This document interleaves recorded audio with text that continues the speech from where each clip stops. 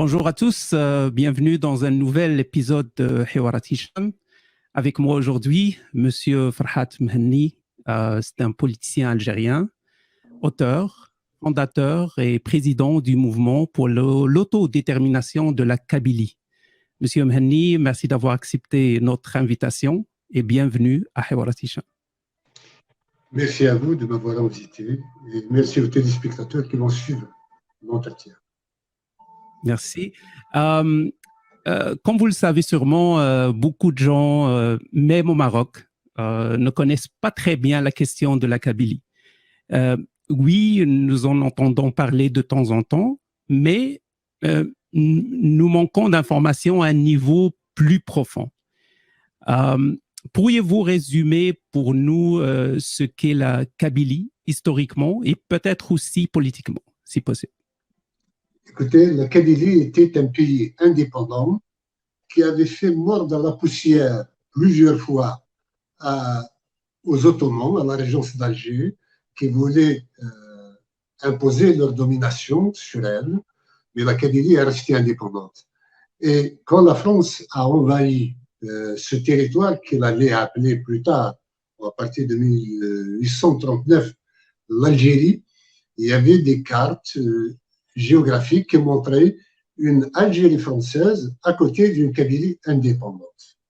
C'est après avoir refusé d'écouter Tocqueville, qui était l'un des penseurs de l'époque de la colonisation et de la démocratie, que la France avait décidé d'annexer la Kabylie à l'Algérie.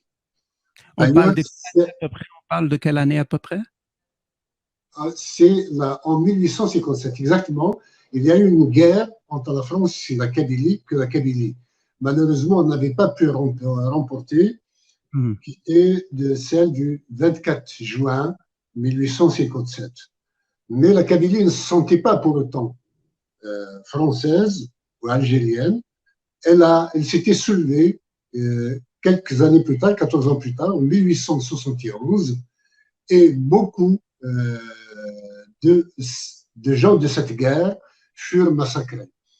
Il y a eu la plus grande catastrophe humaine de la Kabylie à l'époque, puisque la Kabylie avait mobilisé 250 000 hommes contre une armée de métiers que la Kabylie n'avait pas malheureusement. Et donc, une fois vaincu sur cette révolte-là, il y a eu déportation des Kabyles vers la Nouvelle-Calédonie, où il y a encore quelques 3000 Caldoches d'origine kabyle, et d'autres sont partis soit vers la Tunisie, plus tard vers Chem, et bon nombre d'entre eux sont aujourd'hui des Palestiniens. Quelques-uns ont gardé la mémoire de leur passé, et d'autres sont restés, l'ont perdu. Et nous, en Kabylie, donc, nous sommes restés retors à toute domination étrangère, et c'est la Kabylie qui a mobilisé autour d'elle le reste de ses voisins algériens pour mener la guerre d'indépendance, mener le mouvement national d'abord, puis la guerre d'indépendance. Et une fois que la guerre était terminée, la Kabylie s'est retrouvée de nouveau spoliée de sa victoire sur la France, puisque pendant qu'il faisait la guerre, d'autres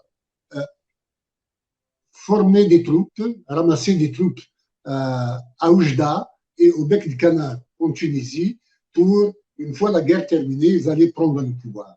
Donc c'était des militaires et c'est ce qui s'était passé à l'indépendance.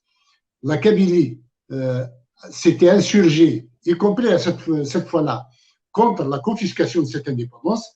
Il y a eu une guerre menée par Hosni Ahmed contre l'Algérie en 1963 jusqu'en 1965. Hélas, la Kabylie sortie d'une guerre, il ne pouvait pas en gagner une autre contre les chiens, une armée fraîchement débarquée. Donc, depuis 1965, la Kabylie est devenue l'ennemi intérieur de l'Algérie. Elle qui avait héroïquement sorti la France se retrouve de nouveau colonisée par la nouvelle Algérie qui essaie de la dépersonnaliser, de la spolier de toutes ses richesses et de ses droits. Donc, nous avons une autre langue qui a été confisquée, qui a été interdite, et notre identité qui a été assimilée à quelque chose de regrettable. Ouais. Donc, il y a une nouvelle génération qui est la mienne, qui, à partir des années 70, a entrepris de reconquérir sa dignité, la dignité de la Kabylie.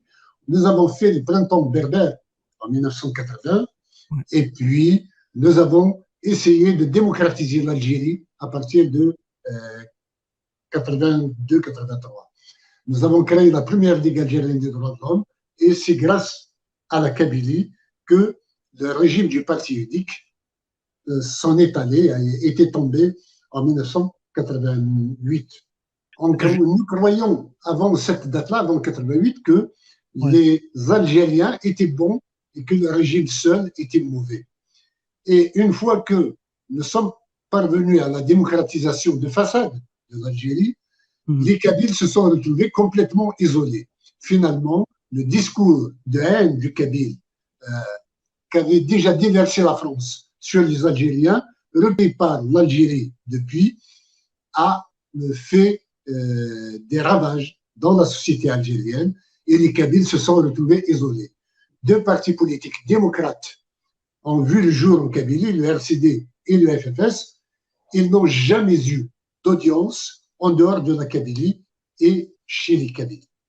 Donc, de nouveau, on s'est retrouvé face au dilemme d'inexistence.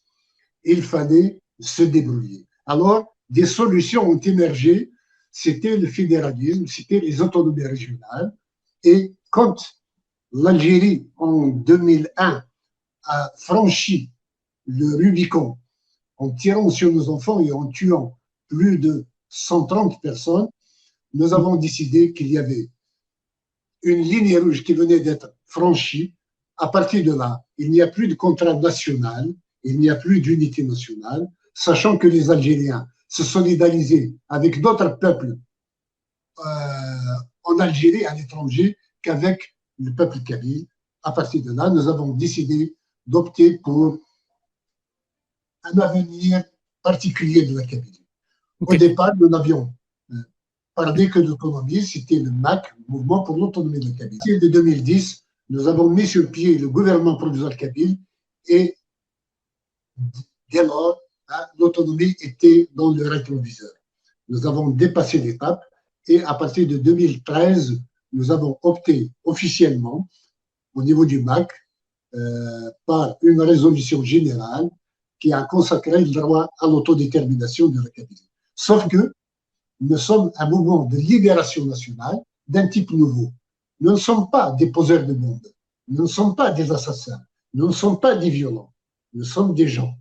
Nous sommes un peuple qui s'appuie sur le droit international, la raison et la démocratie. Voilà notre cheminement, et donc nous voici aujourd'hui devant le monde entier avec une Algérie complètement empêtrée dans ses turpitudes, aussi bien politiques, économiques que sociales, et qui veut tout remettre sur le dos de la Kabylie.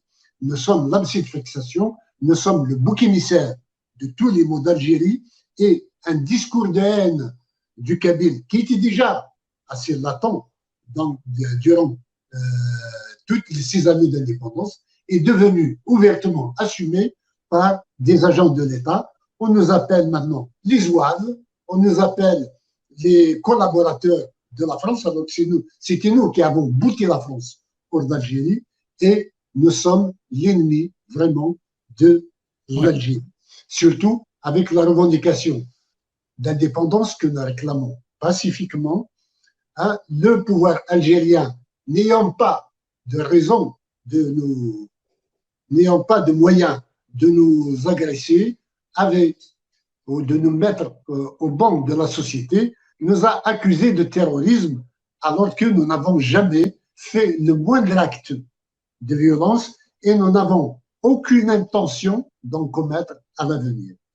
Le ministère de la Défense, le 25 avril dernier, avait annoncé qu'il a arrêté un groupe de militants du MAC préparant des attentats. Nous les avions défiés de nous montrer ces 8 personnes, ces 8 militants. Ils ont été cherchés un repris de justice dans une prison pour le présenter comme un vendeur d'armes au MAC, alors qu'il n'avait jamais vendu la moindre arme de sa vie. Donc, tout le monde en lié en Algérie, au-delà de la Kabylie, tout le monde s'engossait. Avec cette, disons, déculottée, excusez-moi l'expression, du régime algérien, ils sont passés à une autre étape en nous taxant d'organisation terroriste sur la base de strictement aucun dossier, aucun fait probant. Donc, et quand le président algérien, qui n'a pas été élu par la Kabylie, a donné une interview dernièrement au journal Le Point, il a déclaré que le MAC a tenté de faire exploser une voiture piégée. Un mensonge total. Donc, nous avons fait un démenti, envoyé un démenti au journal Le Point. Il n'a pas daigné le publier. Nous sommes sur la voie de la justice pour que Le Point insère notre droit de réponse et répond des dommages et intérêts qu'il nous a occasionnés. C'est globalement. La Kabylie se trouve, pour les Marocains qui ignoreraient où se trouve la Kabylie, elle commence à partir de 30-40 km à l'est d'Alger et s'étend sur 300 km vers l'est jusqu'à Gigel et descend vers le sud à 250 km. Donc la Kabylie a une superficie d'environ 50 000 km et une population de 12 millions au moins. Donc, si vous dire l'importance de la Kabylie, les Kabyles représentent au moins un quart des Algériens.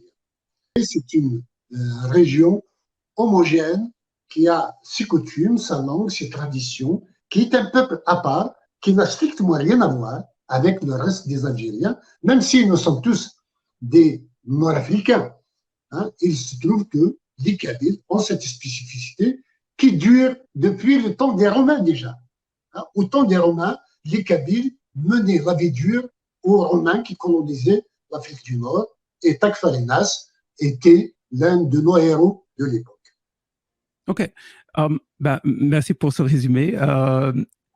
Avant de parler du mouvement pour le MAC, pour l'autodétermination de la Kabylie, j'aimerais revenir sur le point de la guerre pour l'indépendance.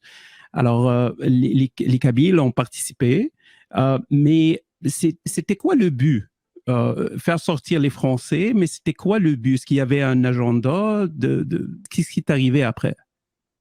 Alors, la guerre d'indépendance était l'objectif des Kabyles et uniquement des Kabyles. Les Kabyles n'ont jamais admis leur défaite de 1871 dont j'ai parlé tout à l'heure. Donc, ils sont partis à la recherche d'alliances autour d'eux.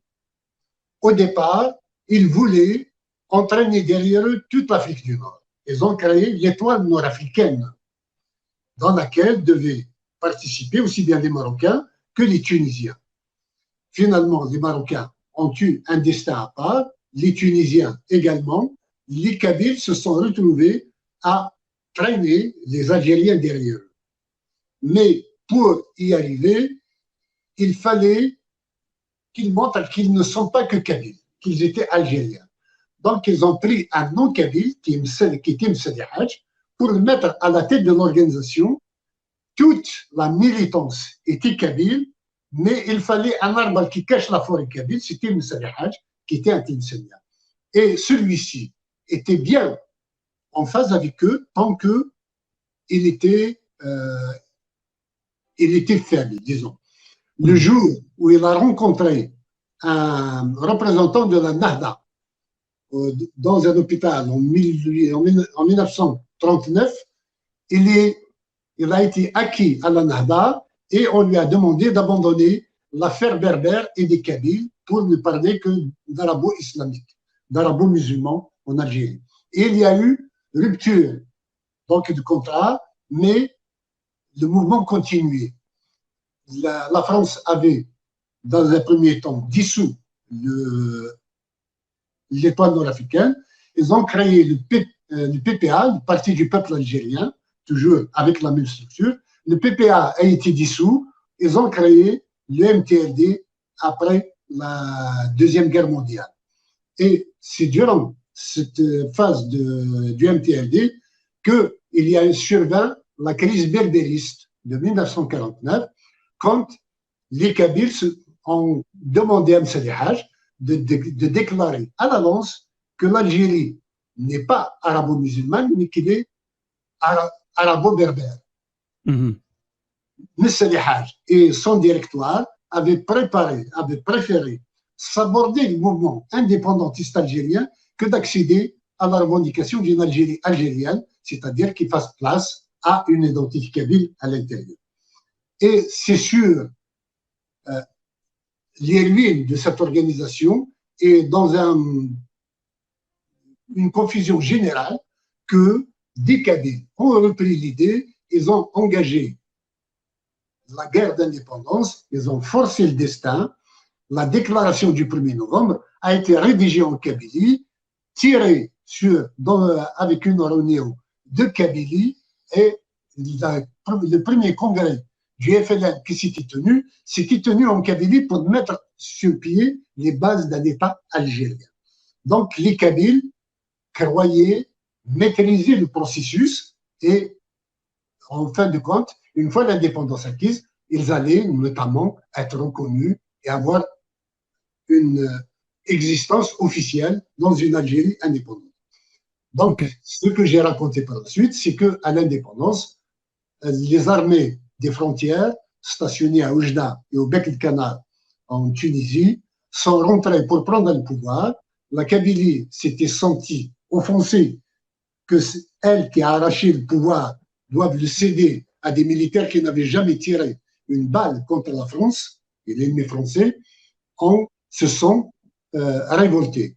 Et c'est ce qui a fait la guerre de 1963 jusqu'à 1965. Hassim El Ahmed fut capturé et la guerre était terminée. Parfait, parfait. Parlons maintenant du mouvement pour l'autonomie de la Kabylie, qui est devenu plus tard le mouvement pour l'autodétermination de la Kabylie. Comment est née l'idée et pourquoi ce changement de l'autonomie à l'autodétermination? D'abord, pourquoi l'autonomie? Parce que depuis notre défaite en 1965, nous avons tous investi dans la construction d'une Algérie plurielle et fraternelle. Et nous voulions faire une république de pluralité, de respect des droits de l'homme. D'ailleurs, la première Ligue algérienne des droits de l'homme, c'est nous qui l'avions créée en 1984-87. Et nos revendications de l'époque, comme en 1980, c'était juste des revendications linguistiques, identitaires et culturelles. Ensuite, nous sommes passés aux droits de l'homme avec la création de la Ligue algérienne des droits de l'homme, où nous avons été de nouveau arrêtés, traduits devant la Cour de sûreté de l'État et condamnés à 3 ans de prison. Nous avons quand même obligé le pouvoir algérien à créer sa propre Ligue des droits de l'homme pour demander notre élargissement et nous libérer en 87, c'est-à-dire 1 an avant l'échéance de la condamnation. Et donc, dans cette construction, nous nous voyons algériens. Et ce n'est qu'une fois que les élections législatives, les premières législatives pluralistes algériennes, qui se sont déroulées en décembre 91, que nous avons remarqué notre isolement total par rapport à l'Algérie. Le fils avait raflé la mise sur l'ensemble du territoire algérien, sauf en Kabylie où il n'a eu aucun siège. Donc, c'est là que nous sommes de nouveau repartis à l'idée d'autonomie, de langue propre, de fédéralisme. Et chemin faisant, nous avions fait le boycott scolaire en 1994-95 pendant une année, pendant qu'il y avait le terrorisme islamiste, que le pouvoir était aux prises avec le terrorisme, le pouvoir nous demandait de lutter contre le terrorisme. Nous lui avions dit que, à travers cette grève de la faim, cette grève scolaire qu'il y avait d'autres méthodes que la violence pour arracher des droits et que nous ne pouvions pas nous engager dans une lutte sans pour autant qu'il y ait des garanties quant à la fin de cette lutte-là par rapport à la Kabylie. Donc, la grève du Cartable a donné lieu à la reconnaissance de Tamazight comme langue nationale. Au départ, ce n'était pas cela. C'était juste la mise sur pied d'un haut commissariat à la majorité qui a été mis sur pied en 1995, à la veille des élections présidentielles de 1995. Et ensuite, nous avions tous remarqué qu'il n'y avait strictement rien de changé par le statut qui était plus ou moins accepté de langue algérienne, disons, à travers le Haut Commissariat à la majorité. Et c'est à l'assassinat de Matou Blounès par le pouvoir algérien en 1998 que ces revendications seront devenues un peu plus récurrentes. Et quand le pouvoir algérien a tiré sur nos enfants, il fallait réagir. Donc, nous avons opté pour le statut d'autonomie régionale. Parce que l'investissement précédent, depuis 1965, était un investissement algérien, politiquement algérien. Donc, demander une indépendance ou l'autodétermination, à l'époque, c'était tombé, même pour des Kabyles, de la planète Mars. Ouais. C'est pédagogiquement bien joué dans la mesure où cela nous a permis de reconstituer une conscience nationale, de reconstruire une solidarité nationale intra-kabyle et d'aller de l'avant. Ce n'est qu'une fois que cela était advenu que nous sommes passés à une autre étape. C'est juste parce que nous avons voyagé entre-temps. Nous avons connu ce que sont les autonomies régionales. Il y a des pays où peut-être ça réussit, mais ils sont rares, les peuples sous autonomie régionale qui sont heureux. Okay. Donc, pour nous, il était impensable, en tout cas pour la Kabylie, qui fait 12 millions d'habitants et qui fait, disons, elle est plus grande que plus de 63% des pays à travers le monde et plus peuplée que plus de 36% des pays à travers le monde. Donc, nous nous sommes dit qu'il est impossible de continuer à piéger l'avenir de la Kabylie en allant dans un statut qui va forcément la pousser à la révolte encore à l'avenir. Donc, nous sommes passés au stade d'autodétermination à partir de 2013. OK, parfait. Là, vous êtes le président du gouvernement provisoire kabyle, un gouvernement provisoire autoproclamé sous la forme d'une association formée à Paris par le mouvement pour l'autonomie de la Kabyle et vous visez à déclarer l'indépendance de la Kabylie. Pouvez-vous nous donner un aperçu de vos activités? Par exemple, rencontrez-vous des chefs d'État, des hommes politiques du monde? Bénéficiez-vous d'un soutien politique? Je voudrais juste rappeler des choses. Okay. Connaissez-vous un gouvernement provisoire de par le monde et de par l'histoire qui ne soit pas autoproclamé? Tous les gouvernements provisoires à travers le monde sont autoproclamés. Moi, je ne demande qu'une chose, c'est qu'il y ait des élections en Kabylie libres, de telle sorte que l'on puisse désigner un président pour la Kabylie. Nous sommes des démocrates et nous nous inclinons devant le choix des urnes souverains du peuple kabyle. Il n'y a aucun problème là-dessus. Deuxièmement, nous ne sommes pas une association déclarée à Paris. L'ANAVAD, le gouvernement provisoire kabyle, est de fait un État sans statut, mais qui revendique à une reconnaissance, qui aspire à une reconnaissance internationale. C'est le cas de tous les gouvernements provisoires de par le monde. Rappelons que le GPRA, le gouvernement provisoire de la révolution algérienne, avait procédé de la même façon, sauf que lui, il utilisait des méthodes beaucoup plus expéditives et beaucoup plus violentes que les nôtres. Sinon, nous sommes dans la légitimité du droit international et nous ne dépendons pas du droit français, la navale, et de droit kabyle, et de nul autre droit que le droit souverain du peuple kabyle. Alors, les actions que nous avons menées, oui, nous avons rencontré beaucoup de premiers ministres, de ministres, de membres du gouvernement. Nous n'avons pas rencontré de chef d'État escalité par juste la volonté de ne pas en créer d'incidents diplomatiques avec l'Algérie. Mais disons que nous avons énormément de sympathie à travers le monde, de chancelleries qui considèrent le droit du peuple kabyle à l'autodétermination comme étant légitime et sacré. Mais est-ce qu'il y a aussi un soutien sous forme des garanties ou il y a juste la sympathie? Les garanties ne peuvent jamais exister en politique. C'est selon les conjonctures dans lesquelles les événements se déroulent.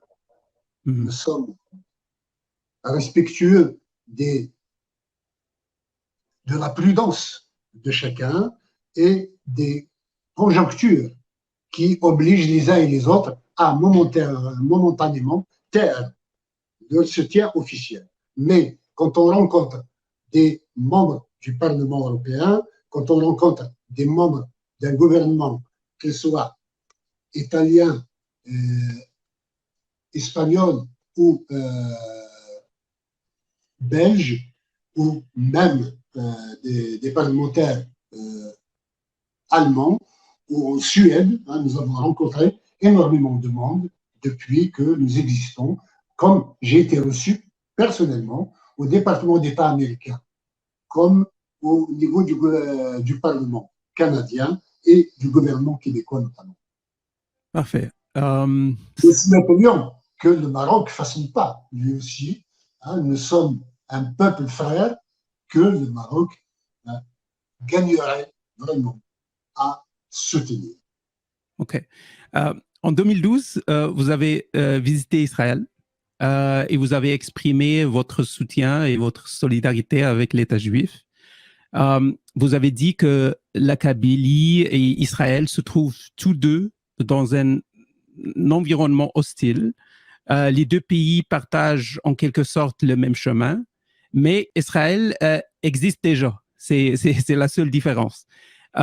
Nous sommes maintenant en 2021. Est-ce que vous tenez toujours à cette déclaration? Écoutez, nous ne sommes pas des hommes politiques, que ce soit des politicards qui changent de position en fonction de la conjoncture, bien que les conditions changent bien entendu, mais le principe de l'existence de l'État d'Israël, nous ne le remettons pas en cause. Nous sommes tout à fait d'accord à ce que les Palestiniens puissent disposer de leur État, mais nous ne sommes pas là pour dénier à qui que ce soit le droit d'exister. Et je salue d'ailleurs la sage décision de Sa Majesté le roi du Maroc de normaliser ses relations avec Israël ces derniers temps. OK. J'aimerais que vous nous parlez un peu du peuple kabyle. Là, vous parlez de 12 millions, un quart de la population algérienne, mais on aimerait savoir plus sur la lutte de ce peuple-là dans un environnement arabisé, islamisé, la lutte pour protéger l'identité, la langue, la culture, l'histoire amazigh. Les Kabyles, après 1965, sont rentrés dans leur coquille et rasé même les murs. Se dire kabyle, c'est être accusé de séparatisme aussitôt. Et traduisible devant la cour martiale pratiquement. Wow. Donc, il y a eu enclenchement sur d'une lutte culturelle.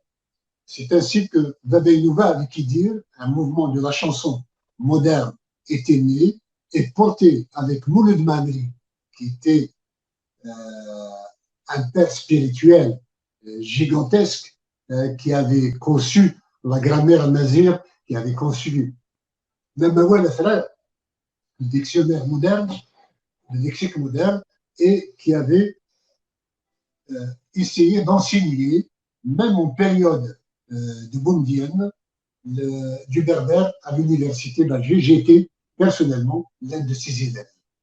Donc, il y avait cette résistance-là, et Alger, comme il se trouve à vol d'oiseau de la Kabylie, l'université d'Alger était pleine de Kabyles. Et la Kabylie est une très grande pourvoyeuse d'étudiants pour l'université d'Alger, à tel point que la Kabylie, Alger, la capitale, se kabylisait, surtout avec la nouvelle chanson moderne de Verre Nouva à partir de 1972-73. Et c'est ainsi que Boumedienne et ses conseillers avaient enfin décidé de créer des universités à Tizi Ouzou et à Bougie, de telle sorte à ghettoiser les Kabyles et ne pas envahir et ne pas kabyliser la capitale. Et c'est grâce à cette université de Tizi Ouzou que les étudiants kabyles se sont retrouvés tout seuls, ont fait le 20 avril, en invitant Mouloud Mamri pour une conférence qui a été interdite, et ça a été le déclenchement d'une révolte qui a duré pratiquement 3 mois. Depuis, ce sont des luttes à travers des revues, à travers la production culturelle, à travers du cinéma, du théâtre et de la poésie, de la littérature. C'est ça qui a fait notre force à un moment donné, même si la répression n'avait jamais baissé. Je rappelle qu'entre 1980 et 1985, en 5 ans, il y a eu 36 fois les troupes algériennes qui ont été mobilisées, envoyées vers la Kabylie pour empêcher une grève générale, une marche, un meeting ou une autre action sociale de protestation de la Kabylie. Donc, à partir de 1989, il y a la démocratisation. Il y a 2 partis qui sont sortis de la Kabylie, le RCD et le FFS. Malheureusement, ils se faisaient plus la guerre entre eux qu'ils n'en faisaient au régime ou aux autres. Donc, la Kabylie s'est retrouvée un peu divisée. Et il a fallu le boycott scolaire pour réunifier de nouveau la Kabylie. Et après le boycott scolaire, il a fallu l'assassinat de Maître Boulès pour de nouveau réunifier la Kabylie. Et en 2001, la Kabylie était quasi complètement unie derrière l'Arache, une structure ancestrale qui était la nôtre, pour arrêter les fusions de sang et faire s'exprimer la Kabylie. Et c'est dans le chaud des événements de 2001 que nous avons fait la déclaration le 5 juin 2001 pour appeler à une autonomie régionale. OK. Là, quand je vous entends parler, tout semble légitime. Pour moi, là, je ne suis pas un expert, mais ça me semble légitime. Mais quels sont les contre-arguments qui sont offerts par l'opposition à votre cause? Il y a sûrement des contre-arguments. OK. Le seul contre-argument qu'ils disent est qu'on ne peut pas diviser un pays. Il n'y a pas d'autre argument que celui-ci. Mais regardez, les Kabyles, je vous l'ai dit tout à l'heure, sont considérés comme des zouaves, comme des collaborateurs, comme des traîtres, comme des diables, comme des sataniques. Mais en même temps, on ne veut pas qu'ils se séparent de l'Algérie. Je crois que la Kabylie pose un réel problème. Elle pose un problème à l'Algérie, aussi bien sur le plan démocratique que sur le plan d'unité nationale. Tant qu'il y aura des Kabyles, il y aura toujours une menace sur l'unité nationale. Pourquoi traîner ce boulet éternellement? Ceux qui refusent l'indépendance de la Kabylie, probablement qu'ils croient que si les Kabyles qui sont en train, depuis 1962, de faire fonctionner l'État algérien, l'administration. S'ils devenaient indépendants, ils vont redevenir les maîtres de toute cette étendue. Nous voudrions leur garantir la tranquillité quant à cela. La Kabylie n'a pas d'ambition impériale ou hégémonique. Elle veut juste vivre en paix avec elle-même et avec ses voisins, qui seront les Algériens. Donc, il n'y a pas d'argument à proprement parler qui ne soit officiellement opposé. D'ailleurs, nous demandons un débat officiel avec les représentants de l'Algérie sur la question kabyle. Est-ce qu'il n'y avait pas de débat avant? Est-ce qu'il n'y avait pas de négociations, genre discussion? Le pouvoir a négocié à 3 reprises avec les Kabyles. En 1965, avec la guerre du FFS, alors que le FFS n'était pas reconnu, Hassan el-Hamed était accusé de séparatisme et de sécession.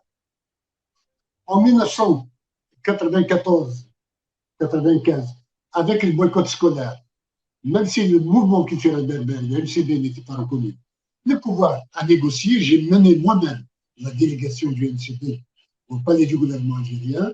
Et en 2001, quand il y a eu le printemps noir, avec les fusions de sang, même si le pouvoir ne reconnaissait pas les arches, il a été contraint de négocier avec eux. Donc, le refus de l'officialité, de la reconnaissance officielle d'un mouvement n'est pas une barrière pour des négociations plus tard. Mais comme débat, jamais.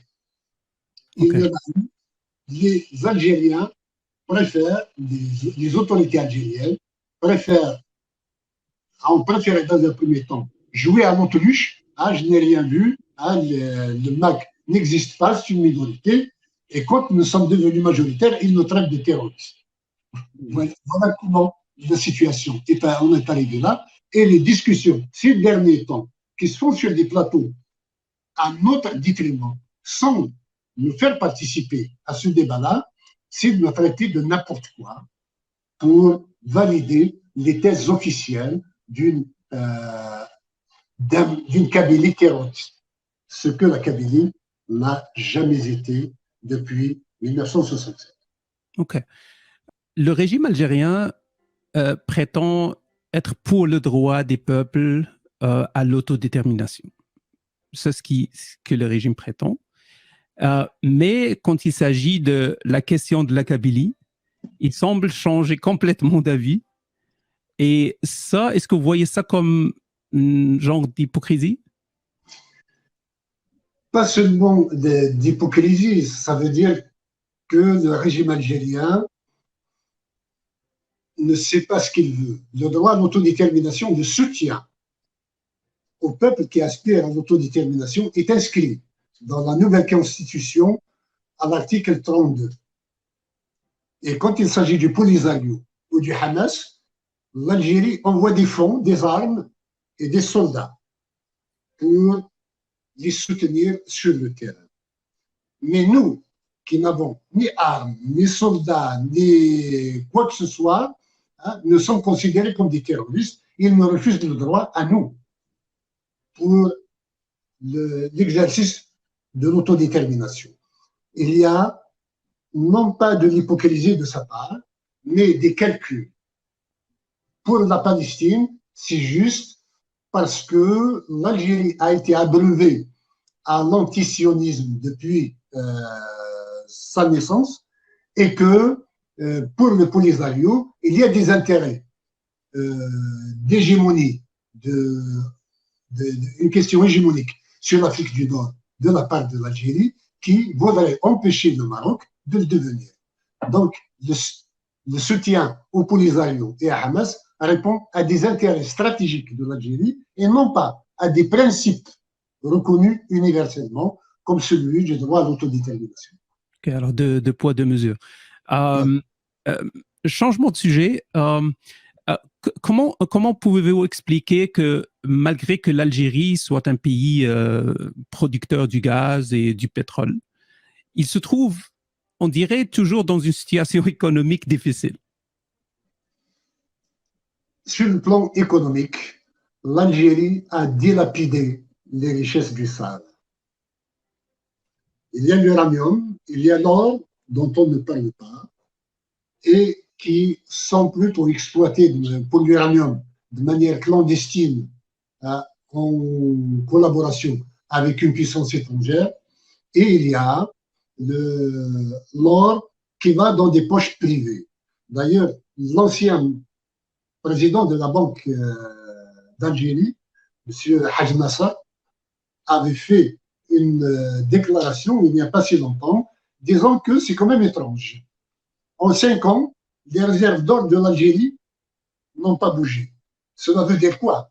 Est-ce que les mines ne produisaient plus? Non, les mines produisaient plus qu'il n'y en avait auparavant.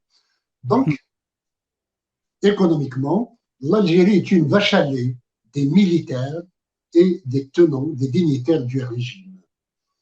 Quand on a dit qu'il y a eu 2 000 milliards de dollars qui ont été dilapidés en 20 ans, en fait, il y a 5 000 milliards de dollars qui ont été dilapidés. Ce n'est pas 2 000 milliards.